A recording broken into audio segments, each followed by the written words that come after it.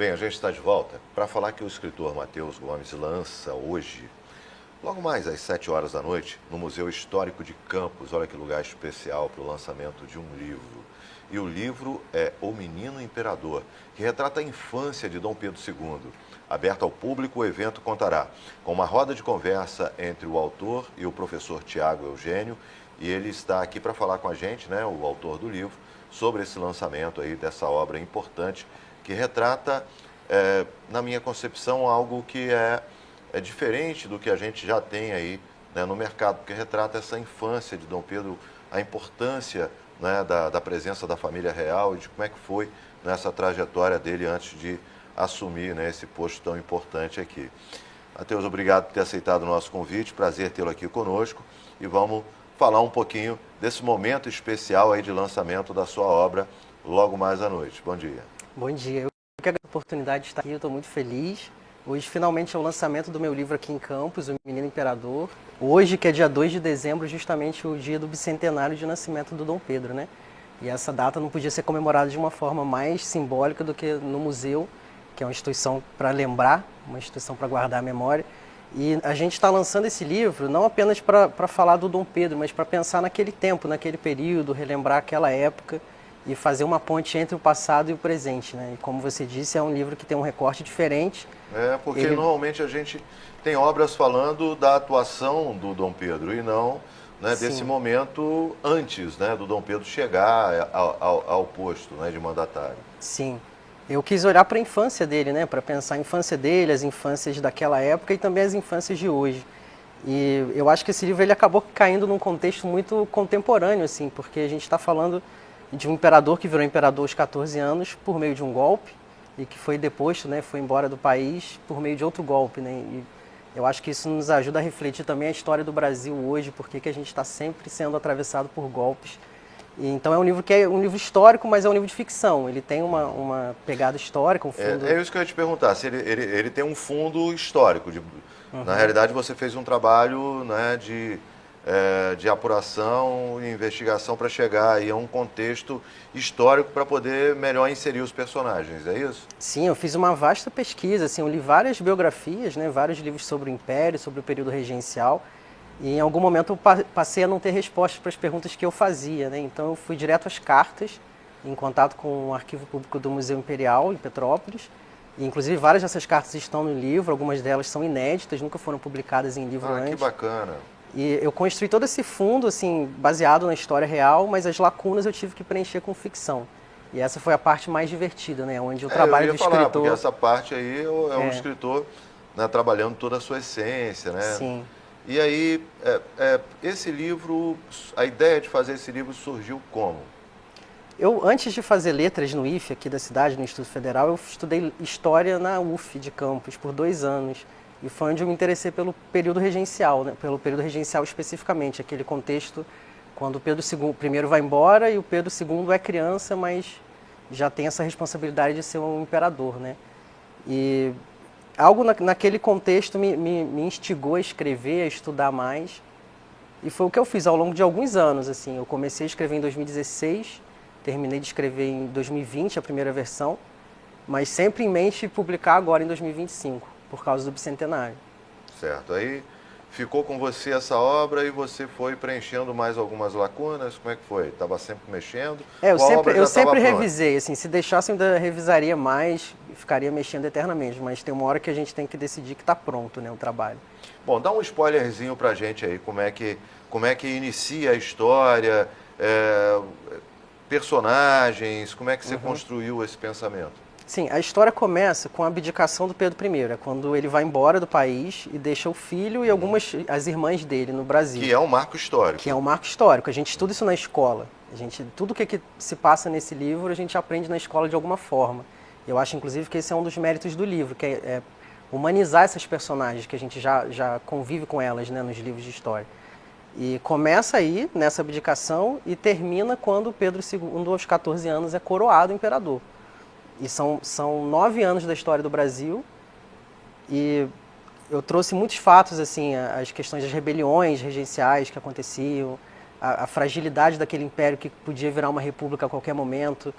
E esse peso da responsabilidade, né, que uma criança tinha sobre as costas dele.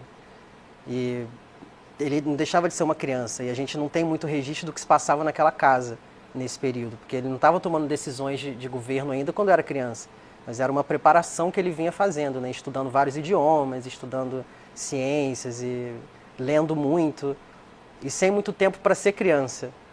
Nem ele, nem as irmãs, e muito menos as outras infâncias, né, as outras crianças daquela época que eram escravizadas, né? A grande parte das crianças do país naquela época eram escravizadas e também não tinham infância. Então é um livro que fala dessas infâncias e dessas crianças. Que tiveram infâncias roubadas, né? Sim. Cada um dentro de um contexto. Sim, exatamente. Mas, assim, tanto Dom Pedro como aqueles que tinham uma responsabilidade na regência do país, ou receberiam essa... tinham essa responsabilidade, mas efetivamente tinham pessoas, né, que participavam, né, desse processo. E as outras crianças que não tiveram opção alguma, né? Exatamente. E eu tomei muito cuidado ao escrever esse livro, e principalmente ao publicá-lo agora em 2025, fazer questão de tratar como legítimas as rebeliões e as contestações, as revoltas que aconteciam no Império naquele momento, porque era um império que causava muita dor, né? Era um império que era mantido por causa do trabalho de pessoas escravizadas. Então, eram muitas injustiças e elas aparecem no livro. As rebeliões aparecem e essa família que está ali cercada em São Cristóvão, tentando cuidar dessas crianças até que esse menino cresça, né? Eles se sentem ameaçados, eles têm medo, eles têm que fugir em alguns momentos, fugir de São Cristóvão para Santa Cruz, fugir para o Paço Imperial que fica na Praça 15, no centro do Rio, sempre para guardar essa criança desses perigos. E o perigo, na verdade, é um perigo de uma revolta legítima, né? Que eram pessoas que estavam sendo violentadas e que exigiam uma qualidade de vida, uma existência melhor, né? Bom, então, como recorte do livro, você tem, né, a saída de Dom Pedro I, daqui do Brasil, quando ele foi coroado aos 14 anos. E o local é aquele cenário realmente do Rio de Janeiro, nos pontos de referência, né, do Império naquele período em específico. Sim, né? Exatamente. Eu uso muito essa geografia da cidade. Eu gosto muito de pensar também nas vidas comuns daquela época. E eu represento, por exemplo, a Rua do Ouvidor, que na época era o grande point, era onde a elite ia passear. Então, tem uma cena da chegada do sorvete ao Brasil em 1835. Eu quis escrever uma cena em que essas crianças podiam ir à sorveteria e provar o sorvete assim que chegou ao Brasil. Eu quis unir essas duas pontes, né? Eu não sei quando que eles provaram o sorvete, mas eu sei que o sorvete chegou em 1835. E eu retrato a Rua do Ouvidor, e eu retrato esse deslocamento, quanto tempo levava de um lugar para o outro, quando eles precisaram fugir de carruagem numa madrugada, com medo da rebelião invadir o palácio. E eu gosto de pesquisar isso tudo, né? Foi um processo muito saboroso para mim, poder pesquisar e entender e retratar isso aqui no livro também. Bom, então vamos voltar a falar agora do lançamento do livro, que vai acontecer logo mais a partir das 7 horas. Como é que vai ser a dinâmica, como que as pessoas podem participar? O evento é público, aberto ao público, né? Gratuito. Quem chegar ao museu vai ser bem-vindo, bem recebido. Eu estarei lá, vai haver venda do livro. A gente vai estar autografando, vai ter música ao vivo, vai ter um coquetel também. E vai ter uma roda de conversa que vai ser mediada pelo meu querido professor Tiago Eugênio, do Instituto Federal Fluminense, professor de literatura. A gente vai conversar sobre o livro, as pessoas vão poder fazer perguntas também. E todo mundo que estiver lá vai sair com o livro autografado. E aí, depois desse momento, o livro também vai estar disponível em algum ponto online para venda?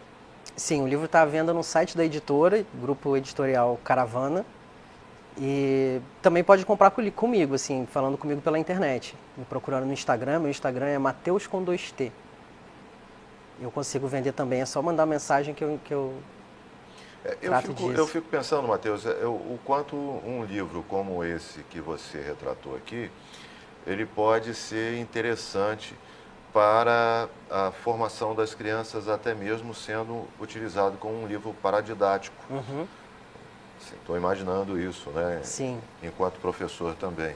Fico imaginando como isso pode ser interessante dentro desse universo onde, às vezes, as crianças elas ficam um pouco entediadas, né, com a história seca, passado pelos livros de história, né? E quando se tem uma obra que mistura fatos reais com ficção e dá para fazer, né, através do trabalho do professor em sala de aula, né, esses pontos de referência, né, da onde tem os fatos, né, que são históricos reais e os pontos de ficção que também são bastante interessantes, porque a imaginação ela faz parte desse processo também de formação das nossas crianças. Totalmente. Assim, Você vê esse livro seu sendo usado assim? Não, com certeza. O meu sonho para esse livro é que ele entre para o PNLD literário, que ele esteja nas escolas públicas do Brasil inteiro.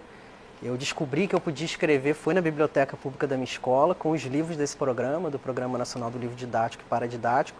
Então, para mim é um sonho mesmo que eu espero realizar. Eu estou aí numa campanha pessoal para fazer isso acontecer. E enquanto isso, a gente está querendo vender para escolas também. Eu já tenho uma escola que já me buscou uma escola particular, né, para comprar e colocar no programa dos alunos do ano que vem. E então eu aproveito também para convidar os professores, escolas que queiram conhecer esse livro. É um livro que ele serve justamente para isso, né, para auxiliar nesse processo de aprendizado, tanto na disciplina de história, que é onde a gente aprende especificamente as histórias que se passam aqui, né, mas também língua portuguesa, geografia. Geografia, é um livro que pode ser usado de forma interdisciplinar. Já que você faz um retrato, né, geográfico também, né, desses deslocamentos, que história e geografia também caminham juntos. Sim. E é um livro que traz muitas discussões, né? Apesar dele trazer esse contexto histórico, é um livro de ficção, mas ele tem essa realidade ali. E a gente discute essa ideia de liberdade, de sistema de governo, democracia, escravidão, tudo isso faz parte desse projeto que virou esse livro. E aí, qual é a faixa etária indicativa aí para o livro? Olha, eu indico para todas as idades. Eu indico para todas as idades. A criança que já consegue ler ali a partir de 8 anos. Não é um livro infantil exatamente, mas é um livro que crianças podem ler, estão gostando de ler. Já tenho ouvido feedbacks e retornos assim de leitores crianças e estou bem feliz com isso. Bom, e aí, agora você já está nesse processo aí de lançamento, né, do livro e a segunda etapa? E aí, já está pensando num outro livro, está pensando em continuação, como é que vai ser? Então, eu lancei esse livro na Flip, em Paraty, agora na Festa Literária de Paraty. Fiz um lançamento no Rio também, e agora estou lançando em Campos. Não vai ter uma continuação desse livro, mas eu quero adaptá-lo para o teatro. Estou tentando aí um edital no Rio para fazer uma peça a partir desse livro, né? Uma coisa que eu quero muito. E talvez para outros formatos também, outras linguagens, quem sabe. Mas o meu maior sonho para esse livro é vê-lo nas escolas, é ser chamado para conversar com as crianças nas escolas. Okay. Então você está num processo aí de cross-mídia aí desse conteúdo, né? Sim, sim. Você quer fazer aí um trabalho que possa virar outras vertentes em outras plataformas, né? Sim, exatamente. Eu tenho outros livros que estão aí em produção, que não tem nada a ver com esse livro, é um tipo de escrita completamente diferente, mas o meu trabalho com o Menino Imperador ainda não acabou, ainda estou dedicado a ele. Ok. Vamos reforçar então o convite, logo mais às 7 da noite? Às 7 da noite, no Museu Histórico de Campos, o lançamento do Menino Imperador, do Matheus Gomes, que sou eu. A gente espera todo mundo que quiser ir para participar de uma roda de conversa, de um lançamento legal com música ao vivo, com coquetel, passar uma noite agradável em Campos em comemoração de uma data importante. Ok. Sucesso então, Matheus, logo mais. Muito obrigado. A gente vai fazer um intervalinho e volta já com a sequência do nosso Manhã J3. Conto com a sua companhia.